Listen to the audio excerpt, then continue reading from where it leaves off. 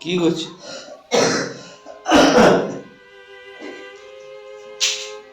হ্যাঁ, ওষুধ খাইছ? হ্যাঁ, সিরাপ খাইলে তা তো কাশিটা ঠিক হয়নি। হ্যাঁ, এই ওষুধ দিলে, এই ওষুধ দিলে ও, আর ওষুধ কইল রুইতার কাছে নিবে।